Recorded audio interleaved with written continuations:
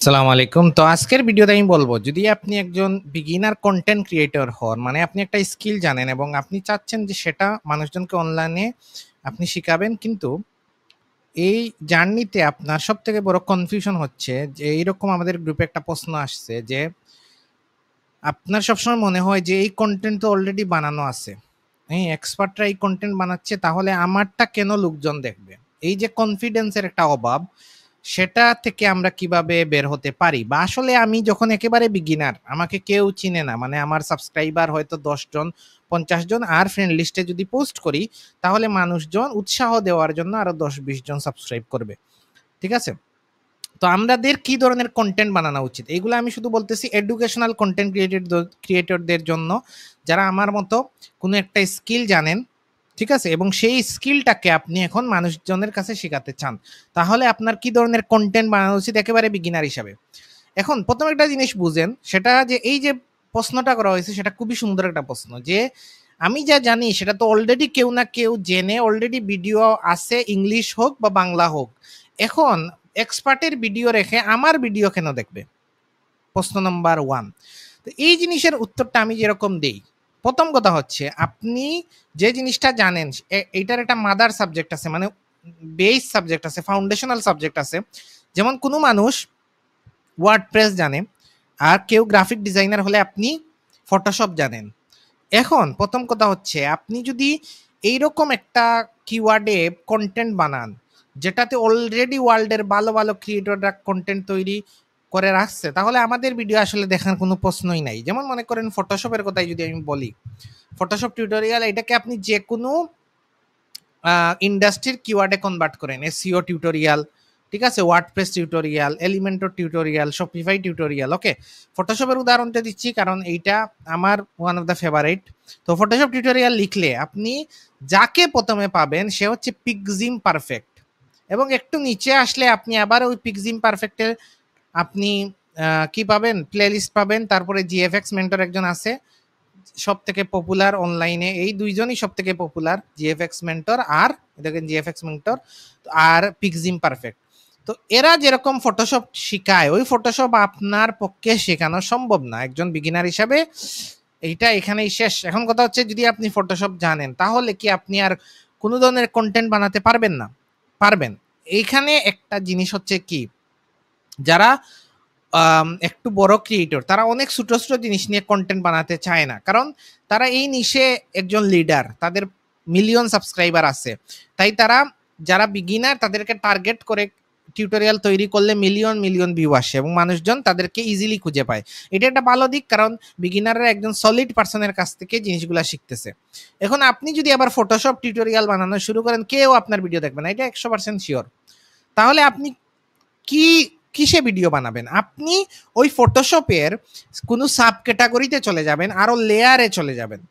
Photoshop দিয়ে যে আপনি বিগিনার টিউটোরিয়াল বানাতে হবে এইরকম না। আপনি ফটোশপ টিউটোরিয়াল দিয়ে লিঙ্কডইন ক্যারোসেল তৈরি করা দেখাতে পারেন। ফটোশপ, লিঙ্কডইন, ওকে? লিঙ্কডইন ব্যানার, প্রোফাইল ফটো, ওকে? ক্যারোসেল, লিঙ্কডইন, ফটোশপ টিউটোরিয়াল, ওকে? ওকে, এটা লিখে যদি আপনি সার্চ দেন যে লিঙ্কডইনের ক্যারোসেল কিভাবে ফটোশপ দিয়ে তৈরি করতে হয়, তখন দেখবেন যে অনেক ছোট ছোট ক্রিয়েটরদের ভিডিও আপনি দেখতে পারতেছেন। যেমন একজন ২৪৯টা সাবস্ক্রাইবার নিয়ে এখানে র্যাঙ্ক করা, 3.3 কে ভিউ আসছে। আরেকটা জিনিস আপনি মনে রাখেন, আপনি এই যে কিওয়ার্ডগুলা ভিডিওগুলা তৈরি করবেন, এই ভিডিওগুলাতে মিলিয়নস ভিউ আসবে না, এই আশাটা আপনি বাদ দেন। আপনাকে যদি এই ধরনের কন্টেন্ট তৈরি করার কারণে প্রতিদিন মাত্র ৫০০ মানুষজন দেখে, ৩০০ মানুষজন দেখে, আপনার মধ্যে একটা মোটিভেশন চলে আসবে। বাট আপনি যদি ফটোশপ টিউটোরিয়ালের সাথে কম্পিটিশনে যান, আপনাকে কেউ দেখবে না, এটা ১০০% শিওর। যেমন উদাহরণ হিসেবে, I made this advance carousel in Photoshop, এই ভিডিওতে এই ক্রিয়েটরের মাত্র সাবস্ক্রাইবার ৪,০০০ এখন।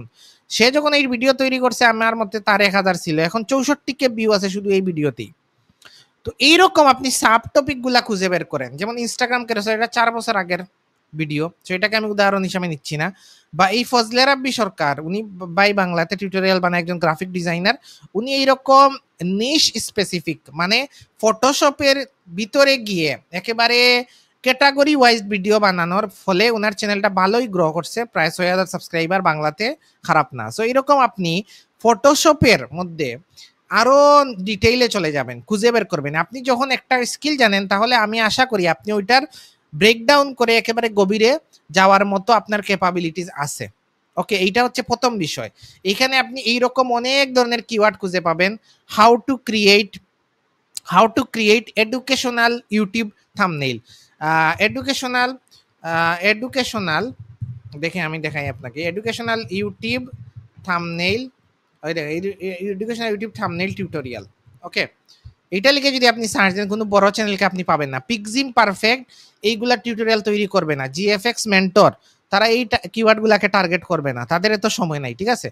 প্রতিটা জিনিস যে তারা কভার করবে এই টাইম তাদের নাই। দেখেন ঋতিক ঋতিক গ্রাফিক্স নামে একজন র্যাঙ্ক করতেছে মাত্র 1600 সাবস্ক্রাইবার নিয়ে, ভিউ পাইছে 3 সপ্তাহে 1K। খারাপ কি?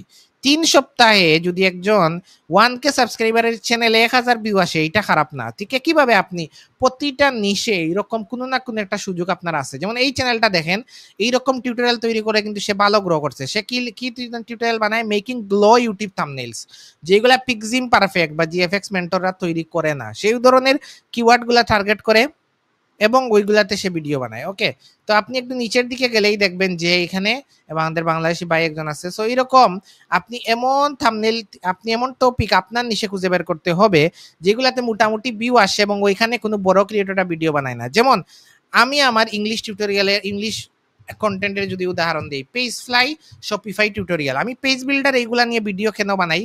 প্রথম কারণ হচ্ছে আমিও সেম, আমার চ্যানেলটা কিন্তু বড় না, মানে 7000-8000 সাবস্ক্রাইবারকে কোনো বড় চ্যানেল বলা যায় না।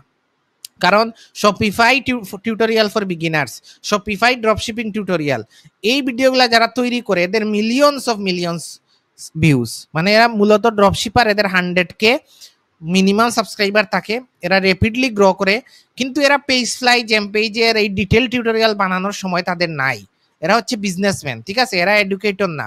কিন্তু আমি এই স্পেসটাকে কাজে লাগাইয়া এই ধরনের টিউটোরিয়ালগুলো তৈরি করি এবং এখান থেকে অনেক লার্নাররা ভিডিওগুলো দেখে, আবার অনেক যারা এই কাজগুলা খুঁজে বা এই নিজেরা তৈরি করতে চায়, যারা বিজনেস করে, এরাও খুঁজে আমাকে কাজ দেয়। আবার আমার টেমপ্লেট, ডিজিটাল প্রোডাক্ট এগুলা থেকে সেল হয়। এটা হচ্ছে বিষয়। আপনি এমন টপিক যদি প্রথমেই শুরু করেন ভিডিও বানানো, যেটাতে মানুষজন আপনাকে খুঁজেই পাবে না, কারণ ওই কিওয়ার্ড দিয়ে বড় বড় ক্রিয়েটররা র্যাঙ্ক করা, তাহলে আপনি আসলে ইউটিউবে আর ভিডিও তৈরি করার মোটিভেশন পাবেন না। এটা হচ্ছে প্রথম বিষয়, ঠিক আছে? ঠিক আছে, কিভাবে একই ভুল অনেকেই করেন। মনে করেন আপনি ওয়ার্ডপ্রেস জানেন, ওয়ার্ডপ্রেস বাংলা টিউটোরিয়াল লেখেন, হাজার হাজার টিউটোরিয়াল আসে। আসলে এখন এই টপিকে ভিডিও তৈরি করে খুব বেশি লাভ নাই। তাহলে কোন ধরনের টপিকে আপনি ভিডিও তৈরি করতে পারেন? আরো নিশ স্পেসিফিক জিনিসে আপনি যান, গুটেনবার্গের টিউটোরিয়াল তৈরি করেন। গুটেনবার্গ বাংলা টিউটোরিয়াল, আমি জানি না গুটেনবার্গ নিয়ে কেউ বাংলাতে tutorial, Gutenberg Bangla WordPress Bangla tutorial এগুলা কেউ তৈরি করে কিনা লিখে সার্চ দিয়ে জরি, তাহলে বুঝতে পারবো আমরা। তো দেখেন Gutenberg tutorial Bangla, silent provision, ঠিক আছে, আমাদের এক পরিচিত ভাইয়ের, সিলেটের। তো ওর চ্যানেলে অত সাবস্ক্রাইবার নাই, 1000-এর উপরে, সে কিন্তু র্যাঙ্ক করতেছে, কারণ এইগুলা এত কম্পিটিটিভ না। কিন্তু আপনি ওয়ার্ডপ্রেস বাংলা টিউটোরিয়ালে গেলে আপনি কম্পিটিশনে চলে গেলেন। এখন দেখেন রিয়াদ মাহমুদ ভাইয়ের ইংলিশ চ্যানেল, উনি কিন্তু ওনার চ্যানেলটা গ্রো করছে এরকম নিশ স্পেসিফিক এই গুটেনবার্গ টার্গেট করে। ওকে, আপনি যদি উনার ভিডিওসে যান, উনি কিন্তু ওয়ার্ডপ্রেস টিউটোরিয়াল ফর বিগিনার্স এই কিওয়ার্ডগুলো টার্গেট করে না। উনি 8000 সাবস্ক্রাইবার, উনার হয়ে গেছে স্পেকট্রা, গুটেনবার্গ এইগুলা শিখাইয়া। কারণ এই কন্টেন্টগুলা ওয়ার্ল্ড ওয়াইড যারা বড় বড় ইউটিউবার, এরা WordPress tutorial, Elementor tutorial, DB tutorial ওইগুলা বানায়, কারণ ওইগুলাতে মিলিয়নস ভিউ আসে আর তাদের ওইগুলা সেল হয়, অ্যাফিলিয়েট সেল হয় হোস্টিং এর, ওয়ার্ডপ্রেসের, ঠিক আছে? কিন্তু গুটেনবার্গ এইগুলা তাদের বানানোর সময় নাই, কারণ এরা এত টেকনিক্যালি সলিড না। আর রিয়াদ মাহমুদ ভাই উনি ওয়ার্ডপ্রেস নিয়ে মূলত কাজ করে, আগে সম্ভবত ডিবিতে ছিল, এলিগেন্ট থিমে ছিল। তো উনি এই জিনিসগুলো ভালো জানে, টেকনিক্যাল বিষয়গুলো ভালো জানে। যেমন পেজ ফ্লাই, জেম পেজেস, এগুলা ডিটেলস কেউ শিখাতে পারবে না। যাই শিখায় টেমপ্লেটকে কপি পেস্ট করে শিখায়, কারণ আমি নিজে এগুলা নিয়ে টুল নিয়ে কাজ করি, আমি এটার ভিতর বাহির জানি। তো আমি এইটার ডিটেলস একজনকে এডুকেশনাল ভাবে শিখাতে পারবো। ওকে, সো আপনি এই ধরনের চ্যানেলগুলা খুঁজে বের করেন, এই ধরনের কিওয়ার্ডগুলা খুঁজে বের করেন। এইটা টাইম লাগবে, অনেক সময় দিতে হবে আপনার ইউটিউবে এই বিষয়গুলা বোঝার জন্য। ঠিক আছে? আপনি শুধু বড়, বড় ক্রিয়েটরদের সাবস্ক্রাইব করে তাদের ফলো করলে আপনার মাথায় শুধু ওইগুলাই ঘুরবে। আপনি আর কোনো আইডিয়া পাবেন না। আপনি ছোট ক্রিয়েটরদের ফলো করেন, আপনার নিশে যারা এই ধরনের নিশ স্পেসিফিক বা একটু ক্রিয়েটিভলি কোনো কিছু একটা তৈরি করে নিজের স্পেসটাকে তৈরি করতে পারতেছে, এই ধরনের ক্রিয়েটররা খুঁজে বের করেন, তাহলে আপনি ইন্সপাইরেশন পাবেন। ঠিক আছে? আমিও সেম জিনিসটাই করি। এরকম অনেক ক্রিয়েটরদের আমি সাবস্ক্রাইব করে রাখি, ফলো করে রাখি। যেমন আমি ওয়ার্ডপ্রেস, গুটেনবার্গ কিছু নিয়েই কাজ করি না, বাট রিয়াদ মাহমুদ ভাইয়ের চ্যানেল সাবস্ক্রাইব করা, এরকম অনেক চ্যানেল আমার সাবস্ক্রাইব করা যারা স্ট্র্যাটেজিক কন্টেন্ট তৈরি করে। আমি বুঝার চেষ্টা করি যে তারা কোন মাইন্ডসেটে এটা তৈরি করলো বা এখানে মাইন্ডসেটটা তাদের কি রকম, যাতে আমি নতুন কিছু শিখতে পারি এই ইউটিউবে কন্টেন্ট ক্রিয়েশন সম্পর্কে। তো আমি সেম একইভাবে এমন কিছু নিয়ে টিউটোরিয়াল তৈরি করি না যেটা দিয়ে আসলে র্যাঙ্ক করা যায় না। কিছু কিছু আমি ট্রাই করি, কিন্তু আমি এগুলাতে ওই সাকসেসফুল হয় নাই। যেমন আমি যদি আপনাকে দেখাই, রিসেন্ট আমি ইংলিশ চ্যানেলে শপিফাই ওয়েবসাইট ডিজাইন টিউটোরিয়াল নামে কিওয়ার্ড দিয়ে আমি ভিডিও বানিয়েছিলাম, কিন্তু আসলে র্যাঙ্ক করতে পারি নাই। যদি আমি দেখাই, এটা সম্ভবত এখনো র্যাঙ্ক নাই। শপিফাই ওয়েবসাইট, এটা কিন্তু খুবই competitive keyword. Shopify website design full course বা শপিফাই ওয়েবসাইট ডিজাইন টিউটোরিয়াল লিখলেও আপনি এটা পাবেন, শপিফাই ওয়েবসাইট ডিজাইন টিউটোরিয়াল অথবা ফুল কোর্স। সো আমি যদি এটাতে আসি, দেখেন এই কিওয়ার্ডে লেখা প্রথম ভিডিওর ভিউ হচ্ছে প্রায় 8 লাখ। ওকে, এরপরে বাংলাদেশ থেকে দেখার কারণে এই প্লেলিস্টটা র্যাঙ্ক করতেছে হামিদ সোহাগ ভাইয়ের। এরপরে যদি আমি আসি ইন্ডিয়ান চ্যানেল, ওকে 2 লাখ ভিউ। ওকে, এইটা অনেক বড়, এগুলা সবগুলা বড় চ্যানেল, মানে 100K channel, million 100K channel, 100K million view. দেখেন আমার কোনো অস্তিত্ব নাই। সো এটা আমি চ্যালেঞ্জ হিসাবে নিয়েছিলাম, বাট এটা হয় নাই, এটা ফেল। জানি আমি এগুলা খুবই কম্পিটিটিভ কিওয়ার্ড, এগুলাতে র্যাঙ্ক করা আসলে খুবই টাফ, মানে টাফ মানে খুবই টাফ। দেখেন আমার কোনো অস্তিত্ব নাই, যে সম্ভবত 2024 লেখলে আমাকে কোনো জায়গায় আশেপাশে খুঁজে পাওয়া যাবে। দেখেন 2024 যদি আমি লিখি তাহলে এইখানে 4 নম্বরে দেখায়, বাট 2024 লিখে কেউ এটা সার্চ দিবে বলে আমার মনে হয় না। ওকে, সো এই হচ্ছে বিষয়। এই ধরনের ফুল কম্পিটিটিভ কিওয়ার্ড লিখে যদি আপনি কম্পিটিশন করতে চান, যাদের 100K subscriber, 200K subscriber, 300K subscriber, তাদের চ্যানেলের অথরিটি অনেক বেশি, যেটা আমার নাই, যার কারণে তাদের সাথে আমি আসলে র্যাঙ্ক করে পারবো না। আমাকে এটার ভিতর থেকে আরো ভিতরে যেতে হবে। যেমন আমি ওই পেজ ফ্লাইয়ের উদাহরণ দিলাম, ফিগমা টু শপিফাই, তারপর ডেবুটিফাই থিম একটা আছে যেটা নিয়ে আমি তৈরি করতাম, জেম পেজেসের কথা বলেন, এই ধরনের কিওয়ার্ডে আমি তাদের সাথে কম্পিটিশন করব। ওকে, তো এইভাবে আপনি আপনার স্কিল অনুযায়ী এভাবে ডিপ ডাউন করে একেবারে নিশের দিকে চলে যাবেন। এবং আরেক ধরনের ভিডিও তৈরি করতে পারেন, যেটা হচ্ছে প্রবলেম সলভিং ভিডিও। আপনি ফটোশপ জানেন, আপনি ওয়ার্ডপ্রেস জানেন, এলিমেন্টর জানেন, মানুষজন কাজ করতে যেয়ে কি প্রবলেমে পড়ে সেই রিলেটেড ভিডিও তৈরি করেন। এবং এই কিওয়ার্ড রিসার্চের যদি আপনি আরো বিস্তারিত জানতে চান, তাহলে আপনি এই ভিডিওটা দেখবেন। ও চ্যানেলে না, লার্ন উইথ জাহিনে যেতে হবে। লার্ন উইথ জাহিন, এই চ্যানেলে যাবেন। যাওয়ার পর আমি এটা কার্ড আইকনে অ্যাড করে দিব, তাহলে আরো ভালো হয়। সো লার্ন উইথ জাহিনে গিয়ে আপনি প্লে লিস্টে যদি যান, তাহলে ইউটিউব কন্টেন্ট ক্রিয়েশন নামে একটা প্লে লিস্ট আছে ইনকাম নিয়ে। ইউটিউব কন্টেন্ট ক্রিয়েশন, এই দেখেন এইটা YouTube content creation how to make money from YouTube. এইটাতে আপনি একটা ভিডিও পাবেন, ওই আমার বিস্তারিত একটা ভিডিও আছে এডুকেশনাল চ্যানেলের জন্য কিওয়ার্ড রিসার্চ। ওইটা দেখলে আপনি কিওয়ার্ড রিসার্চের আরো বিস্তারিত জানতে পারবেন, যে আমি কি ধরনের কিওয়ার্ড নিয়ে প্রথমে কাজ করার জন্য বিগিনারদেরকে সাজেস্ট করে থাকি। তো আশা করি আপনাদের ভিডিওটা হেল্পফুল হবে, এবং এই টিপসগুলো যদি আপনি প্র্যাকটিক্যালি অ্যাপ্লাই করেন, আপনি ভালো কিছু করতে পারবেন এবং আস্তে আস্তে ধীরে ধীরে আপনি একটা অডিয়েন্স গ্রো করতে পারবেন।